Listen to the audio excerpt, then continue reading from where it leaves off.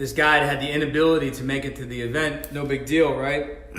Well, committed to the event and then couldn't make it to the event. And the biggest challenge that the takeaway from that for me is that sometimes if we're not able, or we don't go, or I'm sorry, if we commit to something and we do it, the missing business, the not being at business, or taking those days, 1 or 2 days off, 2 or 3, 4 days a week, whatever it is, off, is actually the most important thing, right? Being detached is where we learn where our gaps are. It's where we learn where things are missing, right? It's where we learn where the failure points are. And the reality of it is, if you start to think about like worst case scenario, those of you just joining me, we had a guy that committed to an event next week, and then decided, after the fact, he was having a hard time being able to make it because he had some stuff come up and he had some important business to attend to. Right, and again, I'm not knocking him, so I'm positive he'll watch this stuff later, and I'm sure he'll come to a future event. But the challenge becomes, right, is what's important when we have a lot of big challenges that are lined up in front of us. What's more important? Is it going and fixing some of those challenges that we need to tackle head on, or is it potentially missing a client appointment or something along those lines, right?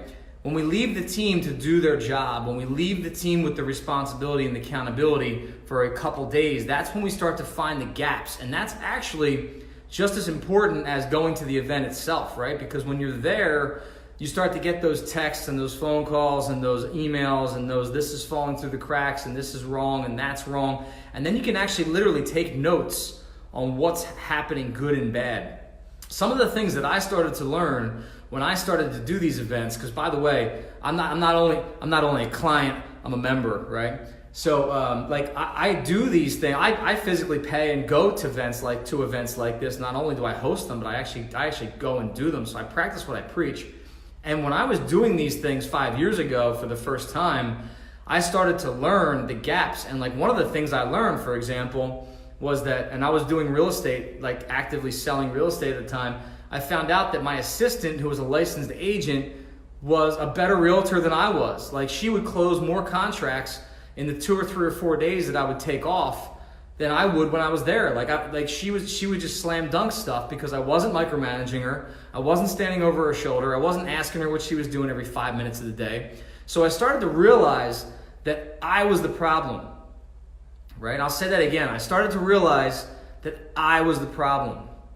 So business owners, the challenge that we have is that our ego gets in the way a lot of times, and we think that we're the best thing going for our business. We think that nobody can do it better. We think that, without us, the business is going to collapse.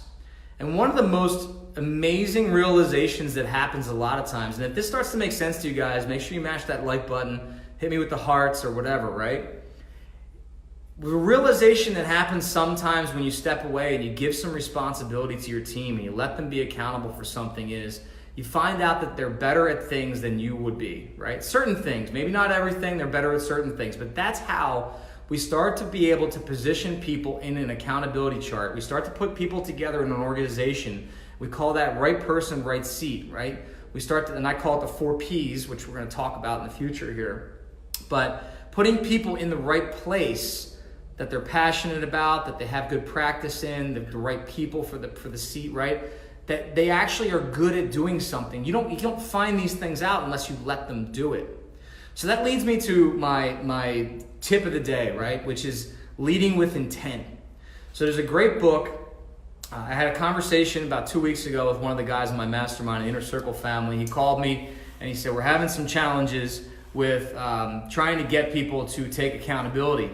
And he had a project manager who was just all over the place, wasn't good with communication, didn't want, to basically take accountability for things. And the challenge was that they were kind of, in a way, he was kind of micromanaging them, right? He was asking them for a lot of detail, a lot of KPIs that didn't really make a whole lot of sense for a project manager. And really, what's a project manager want to do? They want to be independent, right? Especially a construction project manager. They really want to have all the responsibility and they want to be accountable for it. But the flip side is you can't really, ask them for a million numbers, because then it's the opposite effect, right? Because then they feel like, well, you're giving me all this responsibility, but then you're micromanaging me on the numbers, right? They should be responsible for budgets and schedules, and that's about it, right? Not, how many, pieces of tile were delivered on Thursday, right? They want to be high level management. So leading with intent is basically this. What's up, Chris? Good morning. Leading with intent is basically this, right? The way that and there's a great YouTube video about this. Again, the book is called Turn This Ship Around. You can find out, it's basically by an admiral. I believe it's a retired admiral, it might be a captain, but he was basically the captain of a submarine. And he took over this submarine, and when he did, he was given less than adequate time to prepare. And I believe the time it takes is like 6 months to really master a ship, to be the captain. And he didn't have that much time to prepare. So he said to himself, well, how the heck am I going to figure this out? How am I going to be able to deploy with this ship in less than 6 months if I don't have enough time to study to learn all the parts of this ship? So what he decided was, I'm going to push the leadership down. I'm going to push the responsibility down as far as I can, and I'm going to make everyone that's at the very bottom of the chain the most responsible on the way up. Instead of top down, it's bottom up leadership, right? And that's really what we teach in this office. We teach every person is a leader in my office, right? Every person in this team is a leader. So we teach leadership with intent. So what the captain would say is, instead of saying, fire the torpedoes 15 degrees to the left, I want to aim them, 300 yards, blah, blah, blah, whatever it is, and, load them up and do this, do that, do that, right? He would just say, I want to hit this target, go, right?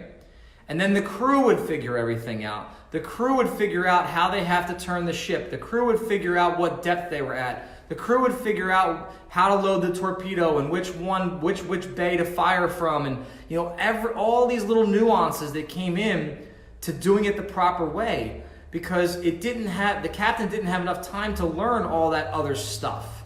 But at the end of the day, what's most important? The most important thing is that the target was hit, right? Same thing with the direction. The captain would open up a map and he would say, take me here. Right? Instead of saying, turn the ship, dive the ship, raise the ship. I don't know all the sea terms, whatever. It's a good YouTube video. He would just say, take me here. I want to go to this coordinate. Take me here as fast as we can go, or as slow as we can go, or get me there in 3 days, or whatever the order was. It was with intent, and the crew had to figure out the how, right? Now, what's the benefit of this? Leading with intent. The benefit is that the team gets to learn as they're doing. You're not giving them all the information. You're not micromanaging how they're doing it. In fact, you're not even asking them how they're doing it. They're just doing it, right? And they're getting to learn on the fly. They're getting to make decisions on their own. They're getting to be accountable for their decisions. And as a team, they're getting that ship from point A to point B without the captain's input. And in fact, it was the lowest level person starting to make the decision. And then instead of saying to the person above them, what do you think about us going 5 degrees to the right? They would say to their commanding officer, turning the ship 5 degrees to the right, sir, right? And if there was a problem with that, the officer would say, no, 5 degrees is too much, let's go 4 degrees, right? But you're starting with an input. Instead of them saying, sir, how many degrees should we turn the ship? It's a slight nuance. It's a slight difference. But the amount of impact that has on the team, the amount of impact that changes the mindset of the leadership at every single level is huge, right? That's training people to be a leader. That's training your people to allow you to take 2 days off of work and go to an event. So that being said, you're going to watch this replay. We have an event next Wednesday and Thursday in New York City. It's going to be probably the best one we've ever had, and we're one man or woman short. If you're a business owner and you want to level up and you want to get to another place in time, and you love this video and you love this content and you've watched all the other stuff that we put together, and you want to learn how to take off more time, create more money for yourself, automate your business, and have more freedom, send me a PM. I'd love to talk to you about it.